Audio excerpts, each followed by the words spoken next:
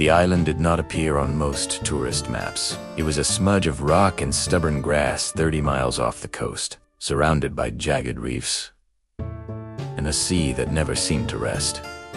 Officials called it Station 47. But to the man who lived there, it was simply home. For 23 years, Elias Rowe had been the lighthouse keeper of Greymark. He was a quiet man with a patient face, known in the harbor town of Blackridge for his punctual supply requests and meticulous logbooks. Ships passed safely because of him. Storms raged. Fog swallowed the horizon. And still the lighthouse beam cut through the darkness every night without fail. Until the morning it didn't.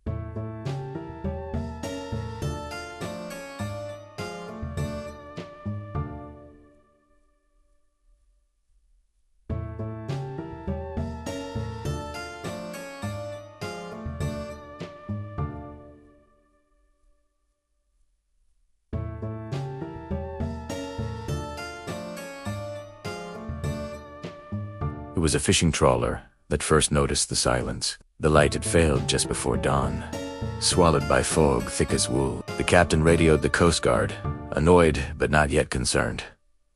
By noon, concern replaced annoyance. A patrol boat made the journey through uneasy waters and docked at Greymark Casinato Pier. The island greeted them with its usual stillness wind, bending the tall grass, gulls circling and crying. The lighthouse standing straight and white against a gray sky. The front door was unlocked. Inside, everything was immaculate. The brass railings shone. The lens was polished. The oil reserves were full. The clockwork mechanism had been wound precisely at midnight, as recorded in Elias Rowe's neat handwriting. On the small wooden table in the kitchen, a bowl of stew sat half-eaten. A spoon rested beside it. The stew was cold, but not spoiled. A mug of tea stood nearby, untouched. A thin skin formed across its surface. There were no signs of struggle. No broken glass, no blood, no overturned furniture. Just absence and a single piece of paper placed carefully at the center of the table. It read, "The Tide Knows. Detective Mara Holloway arrived 2 days later." She had built a reputation on the mainland for solving cases that refused to be simple. Missing hikers, vanishing fishermen, a warehouse fire that turned out to be something far more deliberate. She did not believe in ghosts or sea monsters or curses. But as her boat approached Greymark through the fog, she understood why others might. The island felt watchful. Mara stepped inside the lighthouse and immediately sensed what the patrol team had reported. Nothing was out of place. The bed was made with military precision. The boots by the door were aligned. Elias's weathered coat hung on its hook. She examined the note. "The Tide Knows," she read softly. The paper was torn from Elias's logbook. The ink matched his pen. The handwriting was undeniably his. She climbed the spiral stairs to the lantern room. The massive Fresnel lens gleamed. She checked the mechanism. Perfect condition. No reason for him to abandon his post, unless he hadn't meant to.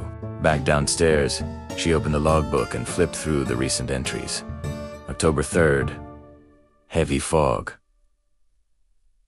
Horn operational. October 4th, unusual tide patterns. Water higher than expected. She paused. October 5th, dreamed of knocking beneath the rocks. Likely imagination. Her brow tightened. October 6th, tide rose again. Rocks singing tonight, the final entry, written hours before his disappearance. October 7th, it's louder now, the tide knows. Mara closed the book, slowly. Outside, the sea crashed against the cliffs, relentless. She spent the afternoon combing the island. Greymark was small, barely half a mile across. There were no trees, No caves large enough to hide in, no fresh graves, only rock, grass, and the endless ocean.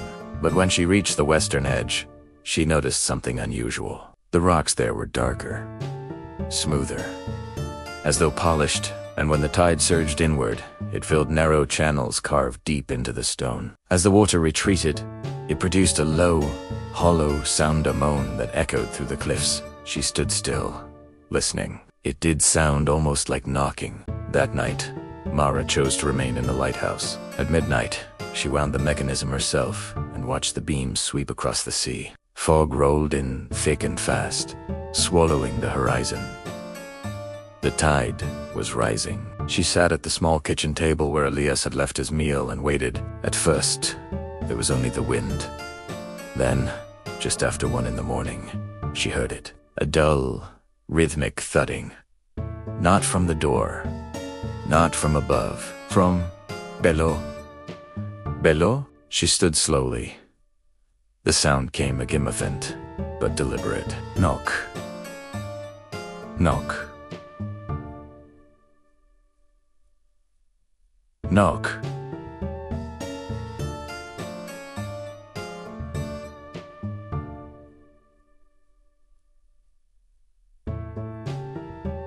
It was coming from beneath the floor. Mara grabbed a lantern and knelt, pressing her ear to the wooden boards. There it was again.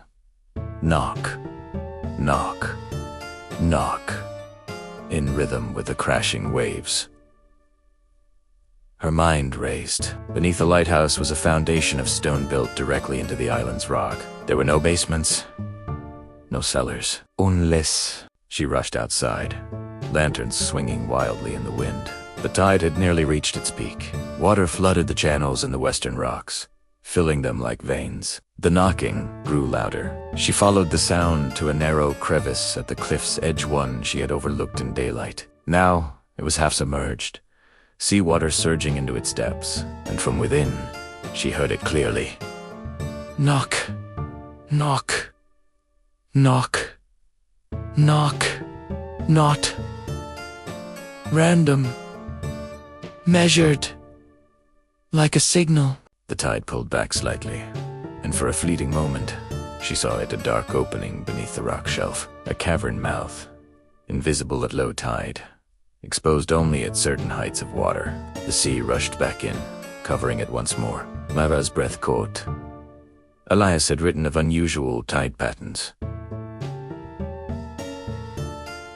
Higher water, louder sounds if he had investigated during a peak tide, a misstep, a fall, swept into a sea cavern. But the knocking, that rhythm, could it have been him? Trapped, signaling. Her heart pounded as she waited for the tide to retreat again. Minutes felt like hours. Finally, the water lowered just enough for her to crouch and peer into the crevice. She held the lantern close. Inside was a narrow tunnel carved by centuries of waves. Barnacles clung to the walls. The floor sloped downward into darkness, and there, caught on a jagged rock near the entrance, was a scrap of fabric. Heavy canvas, the same color as Elias's coat. Mara swallowed. The tunnel was treacherous. The tide would return within minutes. If he had entered alone at night, guided only by curiosity and the sound of knocking, the sea could have trapped him inside, sealing the cavern like a tomb. But something still unsettled her. She leaned closer, straining to listen. The knocking had stopped. Only the ocean remained. The next day, divers were brought in from Black. They waited for optimal conditions and descended into the cavern at low tide. The tunnel opened into a larger chamber deep within the island. The ceiling was scarred by water lines marking decades of rising seas. Debris lay scattered: driftwood, fishing nets, old bottles, and near the far wall, they found him, Elias Rowe. Not far from the entrance. As though he had tried to return, his lantern lay shattered beside him. There were no signs of violence, no evidence of another person. Only the sea. On her final evening at Greymark, she stood once more at the western cliffs as the tide rolled in. The channels filled, the rocks began to sing, and beneath the mournful sound of water and wind, she heard it again. Knock. Knock. Knock.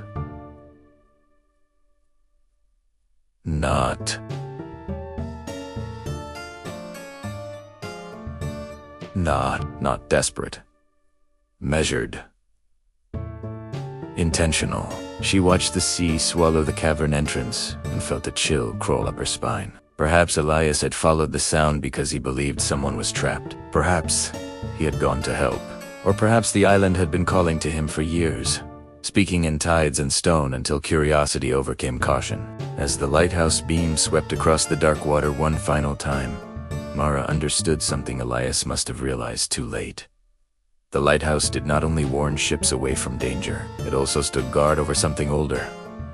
Something patient, something that moved with the tide. And if you listened long enough, the tide knew your name.